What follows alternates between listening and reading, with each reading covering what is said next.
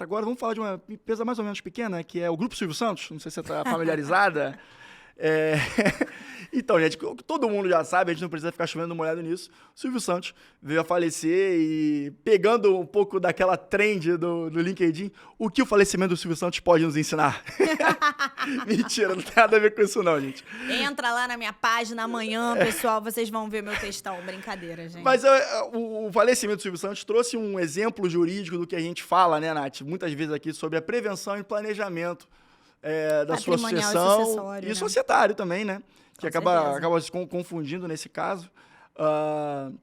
Confundido não, acabam fazendo parte do mesmo assunto, na verdade. Porque o Silvio Santos, gente, ele planejou tudo o que ia acontecer nos próximos passos de sua herança. Não só na gestão do Grupo SBT, como também no Grupo Silvio Santos. Também, até a apresentadora do programa Silvio Santos, ele planejou. Sim. De acordo com as notícias que a gente vê na mídia, exato, né? exato. Mas a fonte é sólida, né?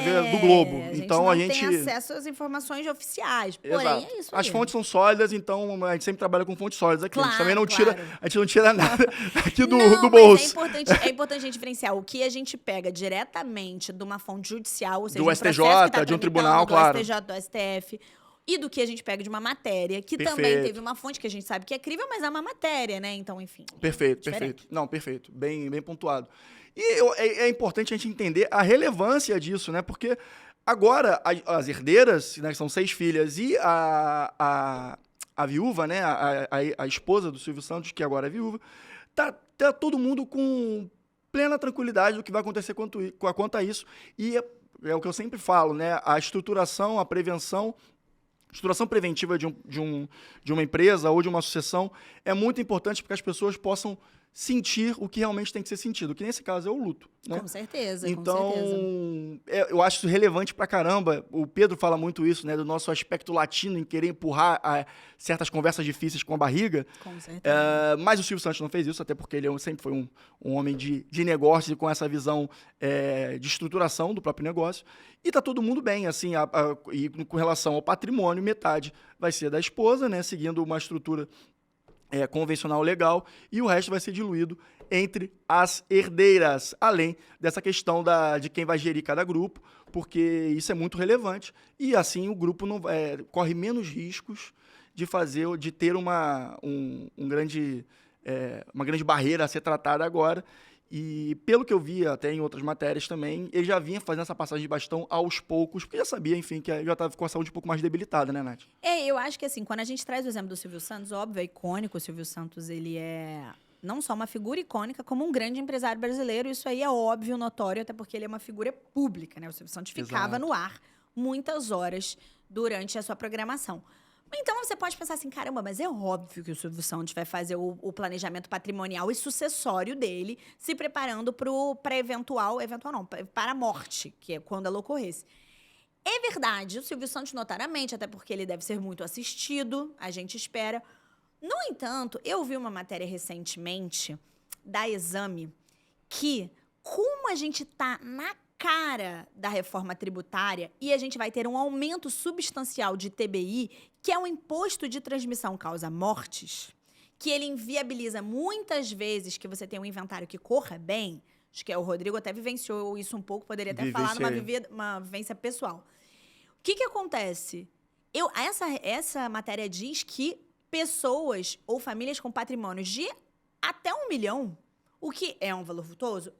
Mas assim, não é um valor extraordinário. Assim, no Rio de Janeiro, se você tem 2 imóveis, você pode eventualmente ter um patrimônio de... Assim, claro que é uma realidade no Brasil que é acima da média. Recortada. Mas eu tenho certeza que todo mundo, independente da sua origem, da sua condição financeira, conhece alguém com esse patrimônio. Com certeza. E assim, quando a gente fala do patrimônio do Silvio Santos, a gente está falando de um patrimônio de 1,6 bilhão. Exato, então, é outra assim, parada.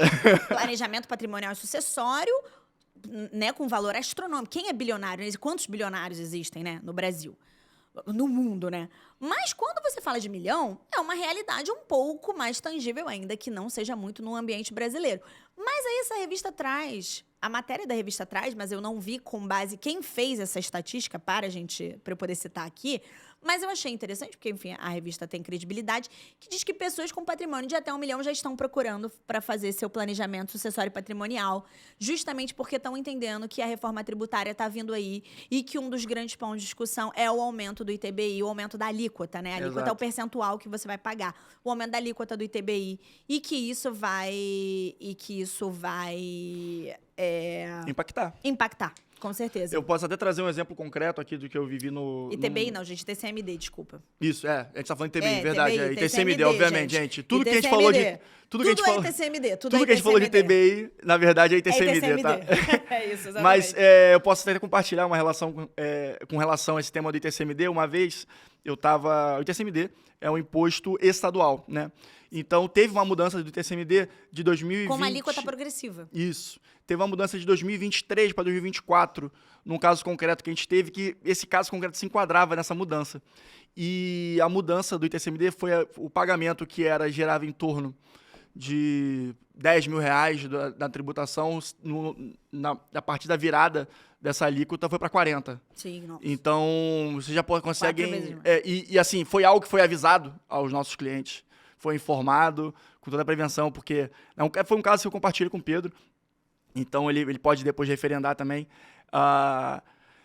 E foi ignorado. Fala, não, vamos lá, como o Pedro fala, né, no latino, né, empurrando com a barriga, vou pagar daqui a pouco, não sei o quê. Aí quando eles quiseram fazer essa questão, já estava muito em cima e a alíquota já estava mudando, ficamos na dependência do cartório brasileiro.